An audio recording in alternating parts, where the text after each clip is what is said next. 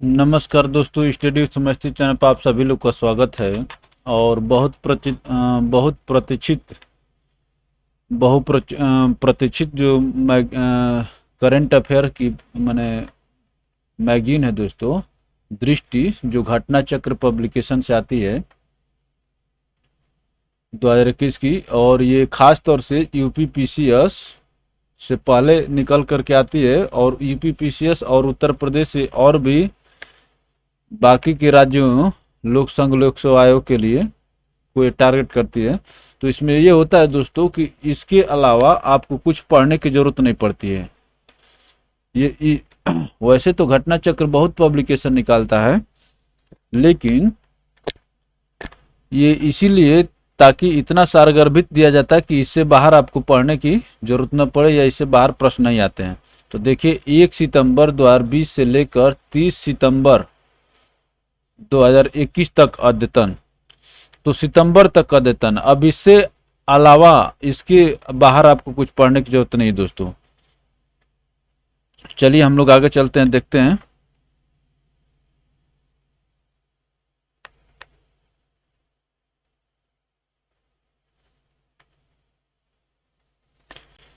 तो देखिए दोस्तों, ये मैं शुरुआत से आपको दिखाने की कोशिश कर रहा हूँ, ठीक है ना। इसमें अनुक्रमणिका में आपको बताया है, राष्ट्रीय परिदृश्य दिया हुआ है, विधिक परिदृश्य दिया हुआ है, अंतर्राष्ट्रीय परिदृश्य दिया हुआ है, आर्थिक परिदृश्य दिया हुआ है, और वैज्ञानिक परिदृश्य, उत्तर प्रदेश विशेष, संक्षिप्तियां और खेल परिदृश्य। तो ये कितने कितने पार्ट में दिया हुआ है मैगजीन? 1 2 3 4 5 6 7 8 8 भागों में दिया हुआ दोस्तों, ठीक है ना। तो चलिए, इस मैगजीन को निकालने का क्रेडिट जो, तो मान ली घटना चक्र को है ही, और हम सभी की तरफ से घटना चक्र का विशेष आभार, ताकि विद्यार्थियों की मांग पर और उनकी ज़रूरत के अनुसार ये आपको उपलब्ध कराया जाता है। तो चलिए दोस्तों, हम लोग यहाँ से देखना शुरू करेंगे राष्ट्रीय परिदृश्य से, ठीक है ना। राष्ट्रीय परिदृश्य से देखना शुरू करेंगे हम लोग थोड़ा इसको बड़ा कर लेते हैं ताकि अच्छे से दिखाई दे। जब पढ़ रहे हैं तो अच्छे से पढ़ेंगे।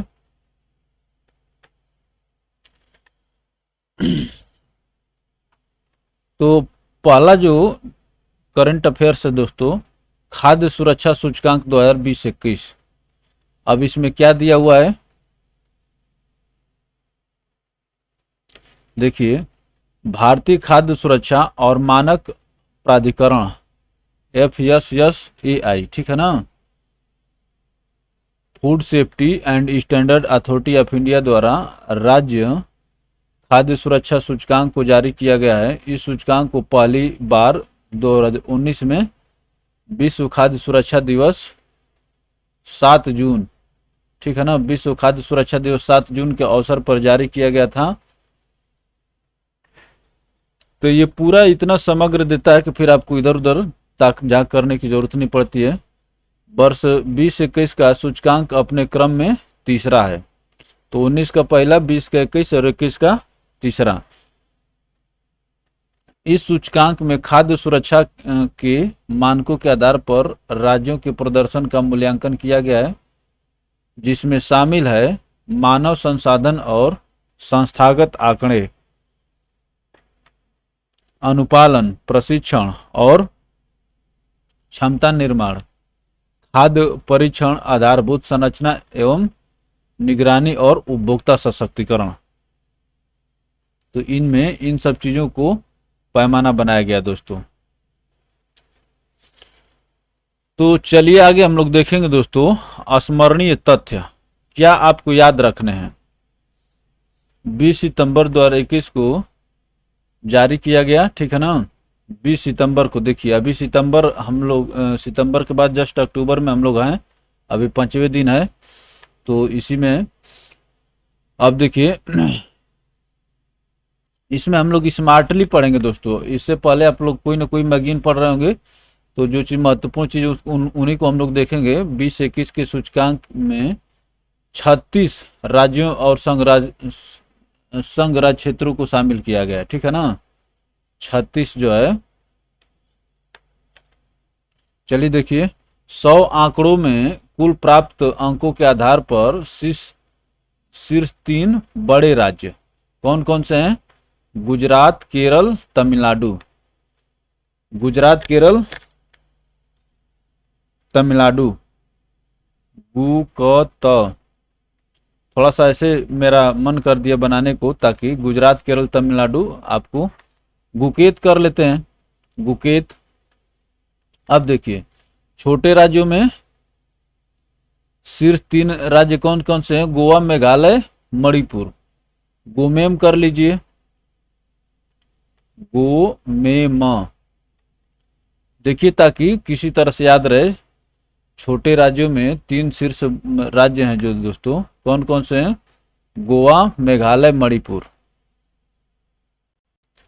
और देखिए, संघ राज्य क्षेत्रों में तीन कौन कौन से हो गए दोस्तों? जम्मू और कश्मीर, अंडमान निकोबार द्वीप समूह और दिल्ली। जअद, ज-अ-द। तो गुकेत, गोमेम और जअद अगर याद रखेंगे तो आपको बाकी कुछ याद करने की जरूरत नहीं पड़ेगी, ठीक है ना। गुकेत, गोमेम, जअद, आप चाहे जैसे भी याद रखिए। हो सके मेरा ट्रिक किसी को पसंद नहीं पड़ रहा होगा, लेकिन ना पड़े तो आप सीधा सीधा रट लीजिए, ठीक ना। गुजरात, केरल, तमिलनाडु, गोवा, मेघालय, मणिपुर और जम्मू कश्मीर और अंडमान निकोबार और दिल्ली। आइए देखते हैं इसमें और क्या क्या चीजें निकल करके आई हैं। सूचकांक में सबसे निम्न स्थान प्राप्त करने वाले संघ राज्य क्षेत्र सबसे नीचे कौन कौन से हैं? मिजोरम, बिहार, लक्षद्वीप। तो मिजोरम राज्यों में सबसे, छोटे राज्यों में 8वां, तो ये राज्यों में सबसे नीचे, और बड़े राज्यों में 20वां, और इधर लक्षद्वीप हो गया दोस्तों, ठीक है ना। संघ राज्य क्षेत्रों में 8वां। सूचकांक में सबसे निम्न स्थान प्राप्त करने वाले राज्य और संघ राज्य क्षेत्र को अगर मिलाएंगे दोस्तों तो सबसे नीचे यही आ रहे हैं, ठीक है ना। मिजोरम, बिहार और लक्षद्वीप। चलिए आगे चलते हैं। इस सूचकांक में बड़े राज्यों में उत्तर प्रदेश प्राप्तांक 5वां स्थान प्राप्त किया। तो उत्तर प्रदेश यूपी को देने वाले आप लोग याद रखेंगे, उत्तर प्रदेश का 5वां स्थान है, ठीक है ना। और प्राप्तांक कितना है ये भी याद रख लीजिएगा, 59। 100 में स्कोरिंग की जा रही है नंबर आपको, तो उत्तर प्रदेश 59 नंबर प्राप्त किया है, ठीक है ना। मान लीजिए 100 नंबर का परीक्षा हुआ और उत्तर प्रदेश 59 नंबर प्राप्त किया। 59 नंबर प्राप्त करके ये 5वें नंबर पर है बड़े राज्यों में उत्तर प्रदेश। चलिए आगे चलते हैं दोस्तों।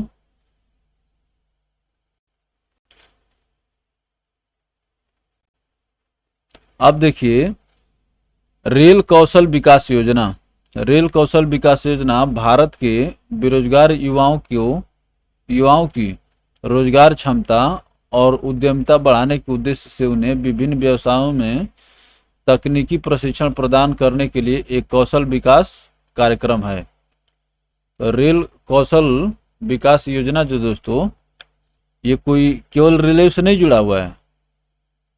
योजना भारत के बेरोजगार युवाओं की रोजगार क्षमता और उद्यमिता बढ़ाने के उद्देश्य से उन्हें विभिन्न व्यवसायों में तकनीकी, देख रहे हैं ना यहाँ पर लिखा हुआ, विभिन्न व्यवसायों में तकनीकी प्रशिक्षण प्रदान करने के लिए एक कौशल विकास कार्यक्रम है।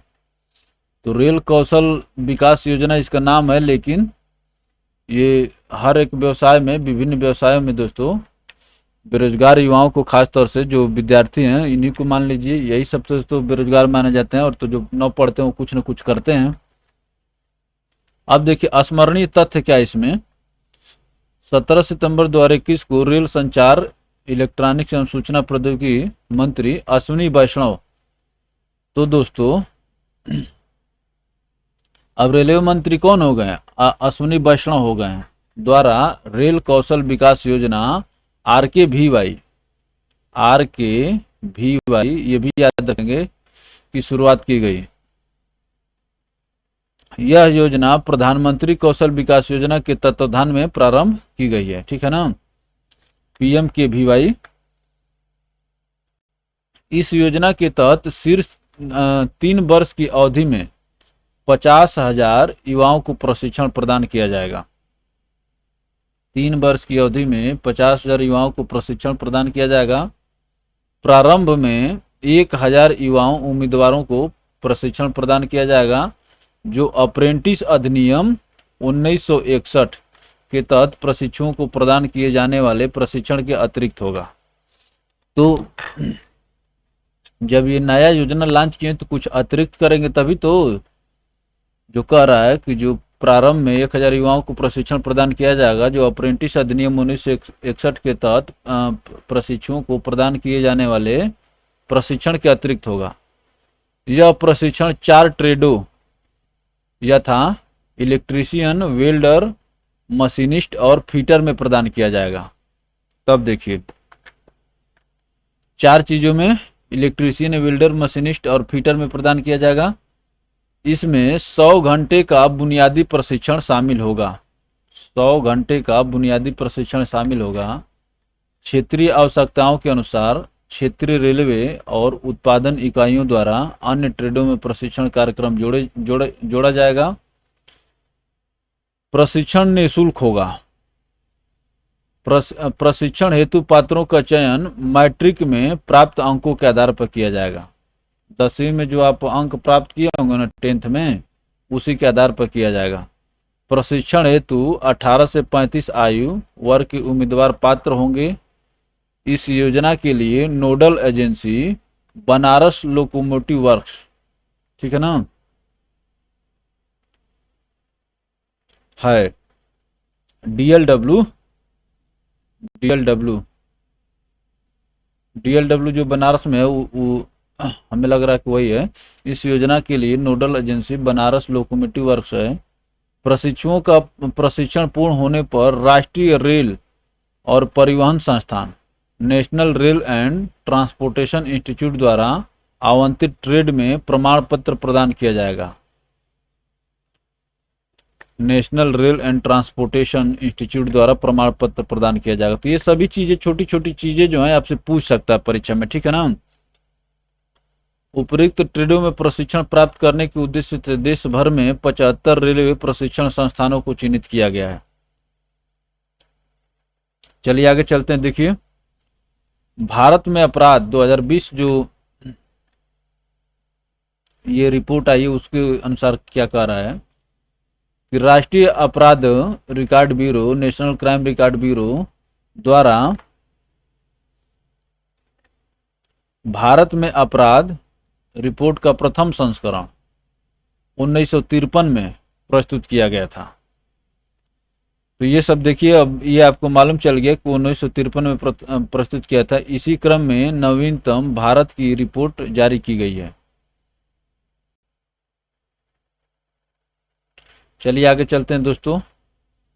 अब इसमें क्या याद करना है, देखिए एनसीआरबी ने भारत में अपराध द्वारा शीर्ष रिपोर्ट, इस श्रृंखला का 68वां संस्करण है, ठीक है ना। यह रिपोर्ट कैलेंडर वर्ष 1 जनवरी से 31 दिसंबर 2020 के दौरान हुए अपराधों को प्रदर्शित करता है। ये महत्वपूर्ण है, आपको जानना चाहिए कि कब से कब तक, जैसे वित्तीय वर्ष 1 अप्रैल से 31 मार्च तक होता है ना, तो एनसीआरबी का जो डाटा है 1 जनवरी से 31 दिसंबर 2020 के दौरान हुए अपराधों को संदर्भित करता है। इस रिपोर्ट के अनुसार भारत में वर्ष 2020 में कुल कॉग्निजेबल क्राइम्स, संज्ञेय अपराध कितना, 66,01,285 66,01,285 अपराध हुए हैं, ठीक ना, पंजीकृत किए गए, जिसमें इतने भारतीय दंड संहिता के अंतर्गत तथा इतने विशेष तथा स्थानीय कानूनों के अंतर्गत अपराध दर्ज किया गया। तो भारतीय दंड संहिता के अंतर्गत दोस्तों 42 लाख और इसमें 23 लाख। तो ये भी आपसे पूछ सकता है कि एनसीआरबी द्वारा जो डाटा दिया गया उसमें किससे, भारतीय दंड संहिता से या लोकल या स्पेशल के तहत ज़्यादा किए गए हैं। तो भारतीय दंड संहिता के तहत जो दोस्तों 42 लाख किए गए हैं, ठीक ना। तो 66,01,285 में दोस्तों 42 लाख तो भारतीय दंड संहिता के अंतर्गत हो गए। चलिए, इस प्रकार अपराधों के पंजीकरण में वर्ष 2019 की तुलना में 2020 में 28% की वृद्धि दर्ज की गई। ये 28% याद रखेंगे आप लोग, ठीक ना। 28% की वृद्धि दर्ज की गई है। वर्ष 2020 में कुल इतने मामले साइबर अपराध के दर्ज किए गए। 50,000 मामले जो दोस्तों साइबर अपराध के दर्ज किए गए, जो कि दर्शाता है कि 19 की तुलना में इतने 11.8% अधिक मामले पंजीकृत हैं, ठीक है ना।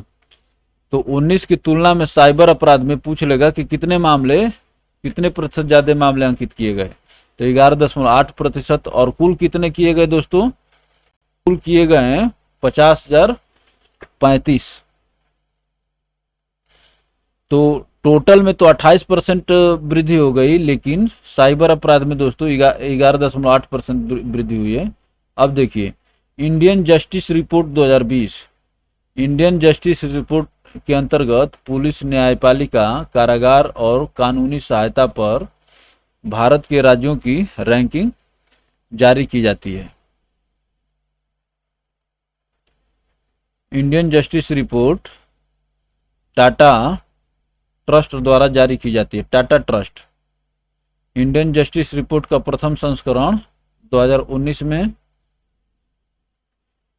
28 जनवरी 2021 को द्वितीय संस्करण, 28 जनवरी 2021 को द्वितीय जस्टिस रिपोर्ट 2020 जारी की गई, ठीक है ना।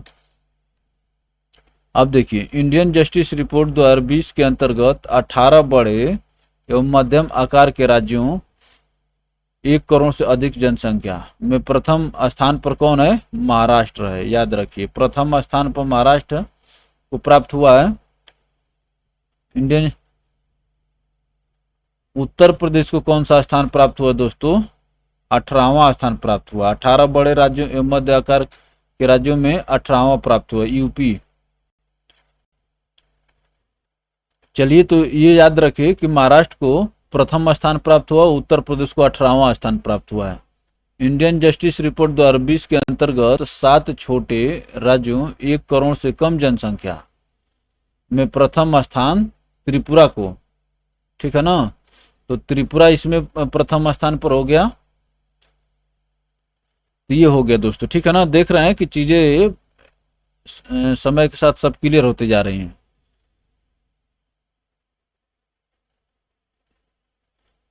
टाटा ट्रस्ट जारी करता है, ठीक है ना, टाटा ट्रस्ट जारी करता है। और महाराष्ट्र पहले स्थान पर और उत्तर प्रदेश 18वें स्थान पर, और छोटे राज्यों में त्रिपुरा पहले स्थान पर है। अब देखिए दोस्तों,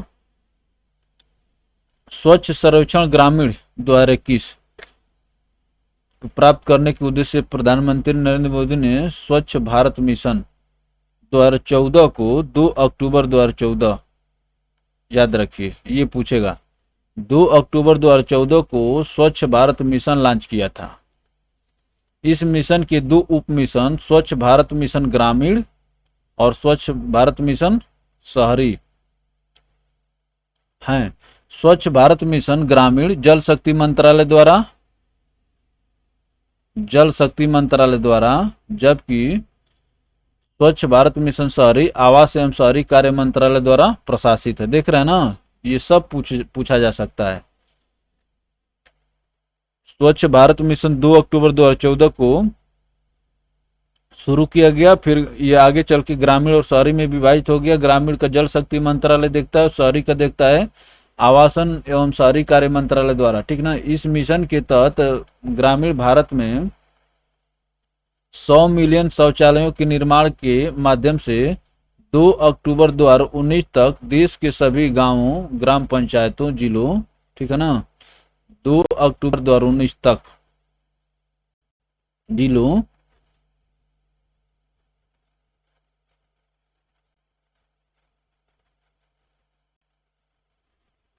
तथा राज्य तथा केंद्र शासितों में से ने अपने को खुले में शौच मुक्त, ओपन डिफेकेशन फ्री, खुले में शौच मुक्त घोषित कर दिया था।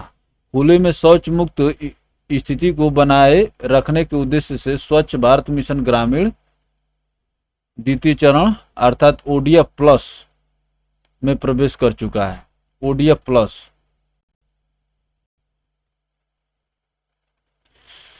चलिए आगे चलते हैं। अब आपको याद करने लायक ये दिया संस्मरणीय तथ्य। 9 सितंबर 2021 को स्वच्छ भारत मिशन ग्रामीण चरण द्वितीय के अंतर्गत स्वच्छ सर्वेक्षण ग्रामीण 2021 लॉन्च किया गया। देश में ओडीएफ प्लस गतिविधियों में तेजी लाने के उद्देश्य से इस सर्वेक्षण में को पेयजल एवं स्वच्छता विभाग द्वारा संचालित किया जाएगा। ओडीएफ प्लस, ठीक है ना। ओडीएफ प्लस जो कर रहा है, गतिविधियों में तेजी लाने के उद्देश्य से इस सर्वेक्षण को पेयजल एवं स्वच्छता विभाग द्वारा संचालित किया जाएगा। उल्लेखनीय है कि इससे पूर्व स्वच्छ सर्वेक्षण ग्रामीण को वर्ष 2018 एवं 19 में संचालित किया गया था। स्वच्छ सर्वेक्षण ग्रामीण 2021 के अंतर्गत देश भर के 698 जिलों, ठीक है ना, और इतने गांवों को आच्छादित किया जाएगा। तो भारत में जिलों की संख्या कितनी है? 698। और गांवों की संख्या कितनी है दोस्तों? 17,475। 17,475 ये गांव हो गए, ठीक है ना। ओडीएफ यथायित्व तो तथा गांव में ओडीएफ प्लस के कार्यान्वयन के मूल्यांकन के आधार पर ध्यान केंद्रित करेगा। एसडीजी 2021 के कई तत्वों को शामिल किया गया जो निम्नवत हैं, ठीक है ना। कौन कौन से? ठोस, तरल एवं प्लास्टिक अपशिष्ट का आकलन, अपशिष्ट का आकलन, ठीक है ना, जिसमें कौन कैसे कैसे हो? ठोस, तरल और प्लास्टिक।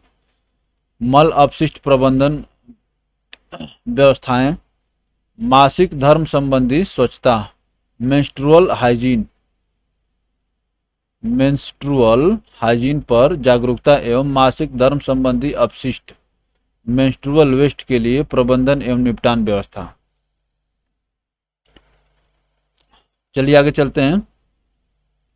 स्वच्छ आइकॉनिक स्थल 25 फरवरी 2021 को जल शक्ति मंत्रालय द्वारा स्वच्छ भारत मिशन ग्रामीण की स्वच्छ आइकॉनिक स्थल प्लेसेज पहल के चरण चतुर्थ के अंतर्गत 12 आइकॉनिक स्थलों के चयन की घोषणा की गई है, ठीक है ना। 12 चुने गए हैं स्वच्छ भारत मिशन ग्रामीण। तो देखिए ये 12 कौन कौन से हैं? अजंता की गुफाएं महाराष्ट्र, सांची स्तूप मध्य प्रदेश, कुंभलगढ़ किला मध्य प्रदेश, जैसलमेर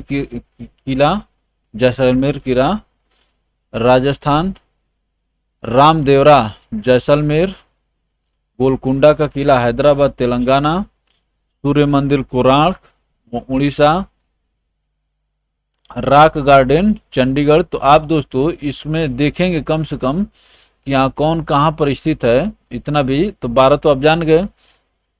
डल झील श्रीनगर जम्मू कश्मीर, बांके बिहारी मंदिर मथुरा उत्तर प्रदेश। तो उत्तर प्रदेश वाला अपने याद रख लेंगे अपने प्रदेश का, ठीक है ना। आगरा का किला आगरा पश्चिम बंगाल, काली घाट मंदिर तो ये है यूपी का, बांके बिहारी मंदिर मथुरा और आगरा का किला आगरा। स्वच्छ आइकॉनिक स्थल पहल का उद्देश्य देश के आइकॉनिक प्रतिष्ठित धरोहर आध्यात्मिक एवं सांस्कृतिक, ठीक है ना, धरोहर आध्यात्मिक एवं सांस्कृतिक स्थलों को स्वच्छ पर्यटक गंतव्यों के रूप में रूपांतरित करना है। चलिए आगे चलते हैं दोस्तों। सुजलाम अभियान 25 अगस्त 2021 को आजादी का अमृत महोत्सव। के अंग के रूप में जल शक्ति मंत्रालय द्वारा सुजलाम कैंपेन का शुभारंभ किया गया। ओडीएफ अस्थायित्व ओडीएफ सस्टेनेबिलिटी तथा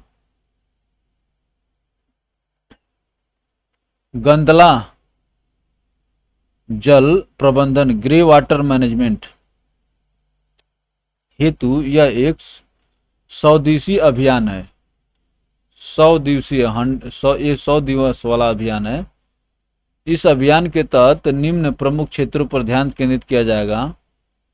10 लाख सोख्ता गड्ढों शोक पिट्स का निर्माण, शौचालय की मरम्मत, नए परिवारों तक शौचालयों की पहुंच।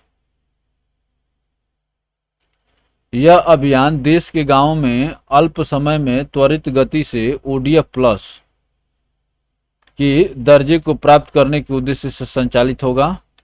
चलिए आगे देखते हैं। देखिए इंदौर के बारे में क्या लिखा है।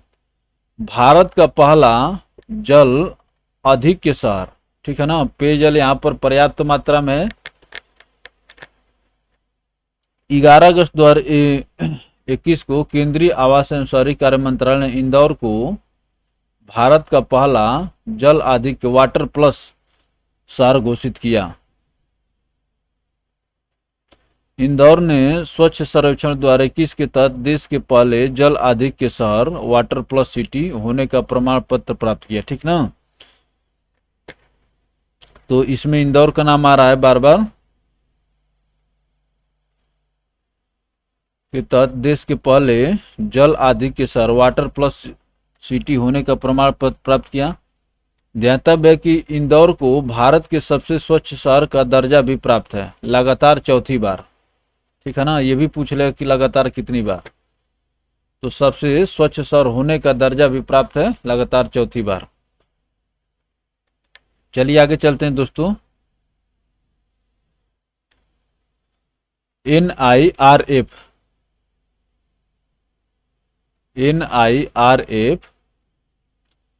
केंद्रीय शिक्षा मंत्रालय के अंतर्गत नेशनल इंस्टीट्यूट रैंकिंग फ्रेमवर्क, ठीक है ना। देख रहे हैं नेशनल इंस्टीट्यूट रैंकिंग फ्रेमवर्क की शुरुआत 29 सितंबर 2015 को की गई थी। NIRF देश भर में उच्च शिक्षा संस्थानों को रैंकिंग प्रदान करने के लिए एक कार्यप्रणाली की रूपरेखा तैयार करता है। इंडिया रैंकिंग का प्रथम संस्करण 2016 में जारी किया गया। तो 15 में योजना लॉन्च की जाती है और प्रथम संस्करण 2016 में आपको दोस्तों जारी किया जाता है रैंकिंग का। 9 सितंबर 2021 को केंद्रीय मंत्री शिक्षा मंत्री धर्मेंद्र प्रधान, तो पोखरियाल जी जब हटे तो धर्मेंद्र प्रधान शिक्षा मंत्री बने हैं, इसको भी देखते रहिएगा, ने नेशनल इंस्टीट्यूशनल रैंकिंग फ्रेमवर्क के अंतर्गत देश में उच्च शिक्षण संस्थानों की रैंकिंग 2021 जारी की। 6वां संस्करण है। इसमें समग्र श्रेणी के साथ साथ विश्वविद्यालय, कॉलेज एवं अनुसंधान संस्थानों की श्रेणी में रैंकिंग जारी की गई है। साथ ही 7 विभिन्न विषयों डिसिप्लिन्स जैसे engineering, management, pharmacy, law, medical, architecture तथा दंत चिकित्सा में भी संस्थानों को रैंकिंग प्रदान की गई है, ठीक है ना। तो इतना रैंकिंग प्रदान की है कि आप याद ही नहीं कर पाएंगे, लेकिन जो महत्वपूर्ण चीजें हैं उसको देख लिया जाए, उनको याद करना होगा।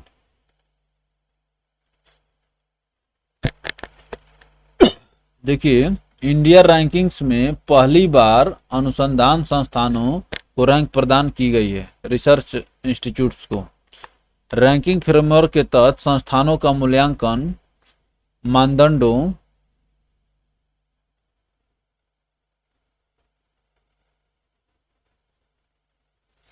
के निम्नलिखित 5 विस्तृत समूहों के आधार पर किया गया, ठीक है ना। कौन कौन से हैं? टीचिंग, लर्निंग एंड रिसोर्सेज, पहला हो गया टीचिंग, लर्निंग एंड रिसोर्सेज। दूसरा है दोस्तों रिसर्च एंड प्रोफेशनल प्रैक्टिस। तीसरा क्या है, ग्रेजुएशन आउटकम। चौथा क्या है दोस्तों, आउटरीच एंड इंक्लूसिविटी। ये देख लेंगे दोस्तों, क्योंकि ये पूछ सकता है, ठीक है ना, कि इसमें किन समूहों के आधार पर किया गया है। तो ये इसलिए मैं कह रहा हूं दोस्तों कि अभी पूछा था, हाँ परीक्षा में पूछा था दोस्तों कि बजट में जो सबसे ज़्यादा एक्सपेंडिचर किस पर हो रहा है, बजट का जो पैसा जो खर्चा होता है सबसे ज़्यादा दोस्तों सबसे ज़्यादा इंटरेस्ट पर ब्याज अदायगी पर होता है। और देखिए पांचवा हो गया परसेप्शन। इस सर्वेक्षण में देश भर की सरकारी और गैर सरकारी उच्च शिक्षण संस्थाओं को शामिल किया गया है। इसमें गैर सरकारी भी हैं, ठीक है ना, आप याद रखेंगे। उच्च शिक्षा संस्थानों की समग्र सूची में शीर्ष 10 स्थान प्राप्त करने वाले संस्थान, समग्र ओवरऑल। आईआईटी मद्रास पहले स्थान पर है, भारतीय विज्ञान संस्थान बेंगलुरु और IIT Bombay, IIT Delhi, IIT Kanpur, IIT Kharagpur, Roorkee और गुवाहाटी, ये सभी आईआईटी हैं। बस ये भारतीय है तो मद्रास याद रखेंगे।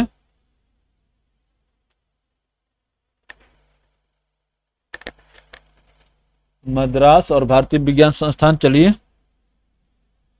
जवाहरलाल नेहरू विश्वविद्यालय को 9वां स्थान, बनारस हिंदू विश्वविद्यालय को 10वां स्थान दिया गया दोस्तों, ठीक है ना, वाराणसी।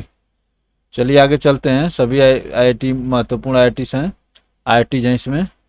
NIRF की इस रैंकिंग के शीर्ष 10 में उत्तर प्रदेश के 2 संस्थान आईआईटी कानपुर और बनारस विश्वविद्यालय शामिल है। इसको उत्तर प्रदेश जहां पर है उसको आप याद रखिए एकदम। तो उत्तर प्रदेश को 2 संस्थान आईआईटी कानपुर और बनारस। तो आईआईटी कानपुर को कौन सा स्थान मिला है, अभी ये देखना होगा आपको, 5वां और 10वां, ये याद रखना आसान है। उत्तर प्रदेश को जो उत्तर प्रदेश के संस्थानों को जो मिला है, तो आईआईटी कानपुर को 5वां और बनारस हिंदू विश्वविद्यालय को 10वां स्थान प्राप्त हुआ है। उच्च शिक्षा संस्थानों की समग्र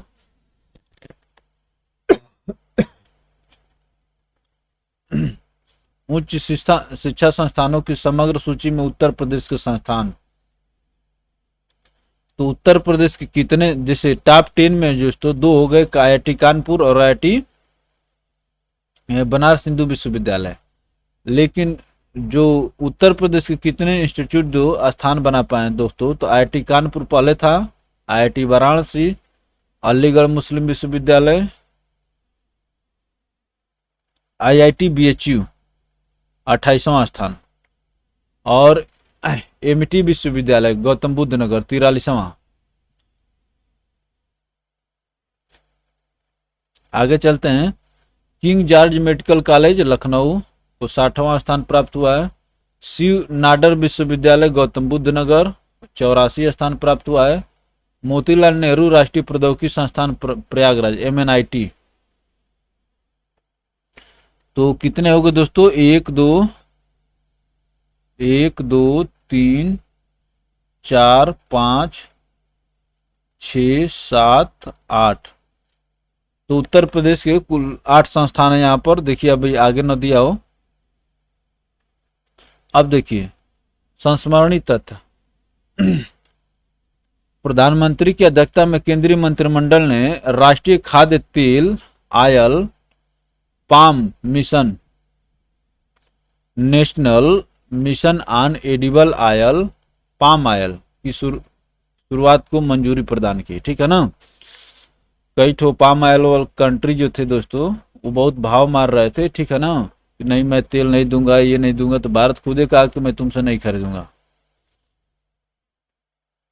एक नई केंद्र प्रेरित योजना के रूप में लॉन्च इस मिशन के अंतर्गत पूर्वोत्तर क्षेत्र अंडमान और निकोबार द्वीप समूह पर विशेष रूप से ध्यान केंद्रित किया जाएगा, ठीक है ना, पूर्वोत्तर नॉर्थ ईस्ट और अंडमान निकोबार। इस मिशन के उद्देश्य निम्नवत हैं। 25-26 तक ऑयल पाम 6.5 लाख हेक्टेयर अतिरिक्त क्षेत्र को आच्छादित करना और अंततः इसे बढ़ाकर 10 लाख हेक्टेयर करना। क्रूड पाम ऑयल के उत्पादन को 25 से 26 तक जो है दोस्तों 11.2 लाख टन तथा 29 तक 28 लाख टन पहुंचाना है। चलिए, उल्लेखनीय है कि तिलहन उत्पादन वर्ष 14-15 275 लाख टन से बढ़कर 21 में 365 लाख टन तक पहुंच गया है। तो तिलहन जो दोस्तों 14-15 बेस ईयर मानते हैं 275 को, कितना पहुंच गया है? 365 तिलहन का, तिलहन उत्पादन। इस योजना के लिए 11,040 करोड़ रुपए का वित्तीय परिव्यय निर्धारित किया गया है।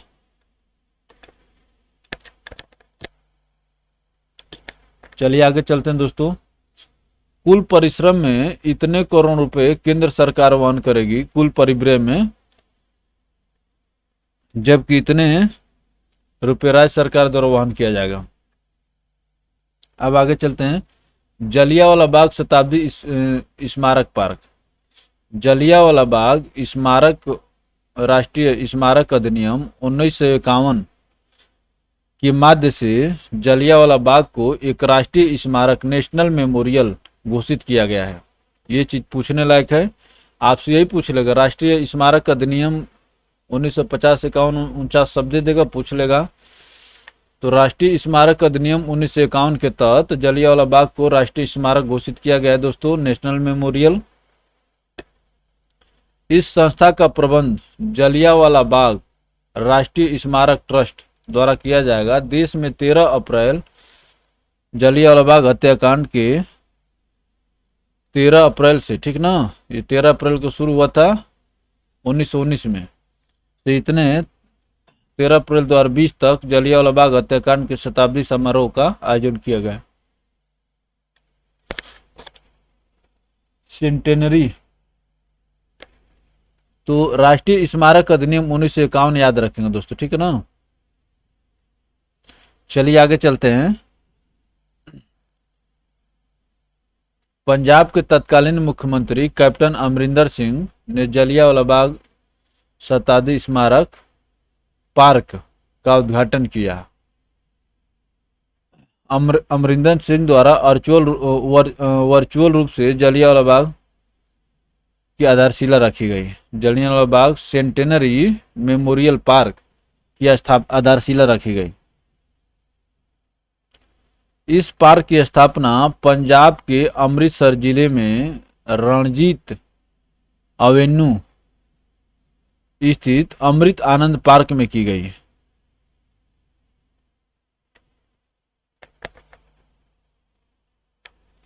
अमृत आनंद पार्क में की गई। चलिए आगे चलते हैं दोस्तों।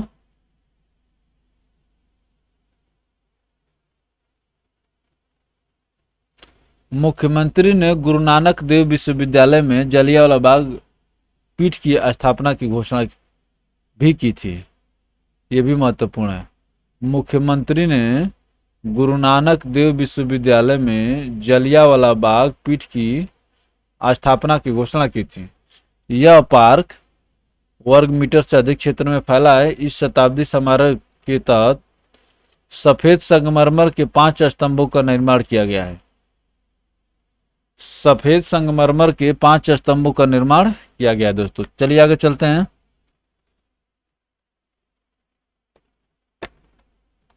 अब देखिए प्रधानमंत्री उज्ज्वला योजना 2.0। ये दोस्तों अभी जो नर्सिंग का एग्जाम हुआ था उसमें इससे प्रश्न पूछा था कि ये योजना कहां से शुरू की गई, ठीक ना।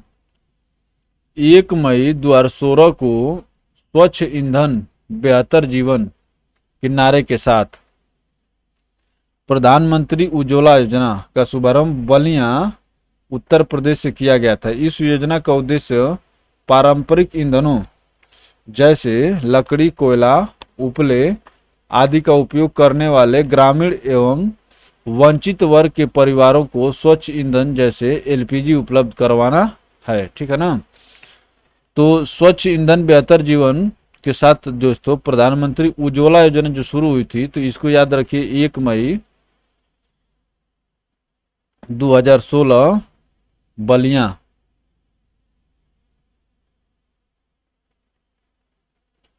बलिया से शुरू की गई थी। चलिए आगे चलते हैं दोस्तों। प्रधानमंत्री उज्ज्वला योजना के तहत गरीबी रेखा से नीचे जीवन यापन करने वाले परिवारों की 5 करोड़ महिला सदस्यों को मुफ्त एलपीजी कनेक्शन उपलब्ध कराने का लक्ष्य रखा गया था। वर्ष 2018 में इस योजना का विस्तार करके इसके अंतर्गत 7 और श्रेणियों के महिला लाभार्थियों को शामिल किया गया। ये 7 श्रेणियां निम्नवत हैं: अनुसूचित जाति, अनुसूचित जनजाति, प्रधानमंत्री आवास योजना, अंत्योदय अन्न योजना, अन्य पिछड़ा वर्ग, चाय बागान से संबंधित जनजातियां, वनवासी, द्वीपीय क्षेत्र एवं नदी द्वीपों में निवास करने वाले लोग। इसके साथ ही एलपीजी कनेक्शन उपलब्ध कराने के लक्ष्य को संशोधित कर 8 करोड़ कर दिया गया। 7 सितंबर 2019 को प्रधानमंत्री नरेंद्र मोदी ने 8 करोड़वां एलपीजी कनेक्शन औरंगाबाद महाराष्ट्र में वितरित किया। ये याद रखेंगे, ठीक है ना, पूछ सकता है। 8 करोड़वां एलपीजी कनेक्शन औरंगाबाद महाराष्ट्र में वितरित किया। 10 अगस्त 2021 को प्रधानमंत्री 2.0 की शुरुआत की। यही महोबा से शुरू हुई, ठीक है ना। देखिए ये पूछा था नर्सिंग वाले में। नर्सिंग में अभी जो एग्जाम हुआ था कब, 3 अक्टूबर 2021 को जो एग्जाम हुआ था दोस्तों ना, तो उसमें पूछा था। तो इसमें 10 अगस्त 2021 को प्रधानमंत्री नरेंद्र मोदी ने प्रधानमंत्री उज्ज्वला योजना 2.0 का शुभारंभ किया, ठीक है ना, 10 अगस्त 2021। और पहली वाली कब चालू हुई थी दोस्तों, 2016 में चालू हुई थी, 1 मई 2016 बलिया। उत्तर प्रदेश के महोबा जिले से आभासी माध्यम से किया गया। वित्तीय वर्ष 21-22 के केंद्रीय बजट में पीएमयूवाई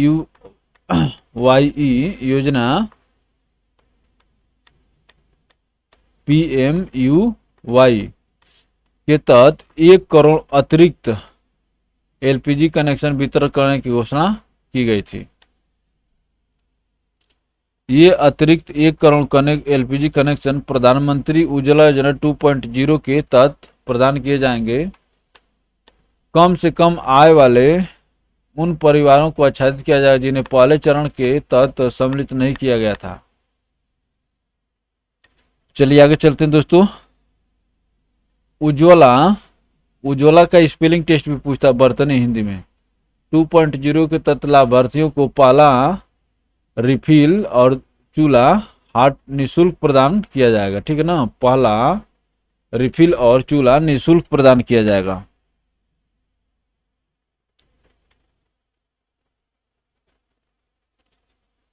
चलिए आगे चलते हैं दोस्तों। चलिए दोस्तों आगे हम लोग चलेंगे और उसमें देखेंगे कि विश्व जैव ईंधन दिवस कब मनाया गया दोस्तों। तो इसको दोस्तों यहाँ से हम लोग देखेंगे दूसरे वीडियो में, ठीक है ना। पहले वीडियो इतनी रन देते हैं, फिर दूसरे वीडियो से हम लोग देखेंगे। तो चलिए दोस्तों, अच्छा लगे तो वीडियो को लाइक करके शेयर करें ताकि आपके मित्रों तक भी पहुंचे, और चैनल को सब्सक्राइब करके घंटी के आइकन को प्रेस करें ताकि आपको हर एक वीडियो का नोटिफिकेशन मिलता रहे, और इसी तरह से आप अपडेट बन के तैयारी अपनी करते रहें दोस्तों। तो चलिए दोस्तों, आज के लिए इतना ही, फिर हम लोग दूसरे वीडियो में मिलते हैं। तब तक के लिए धन्यवाद।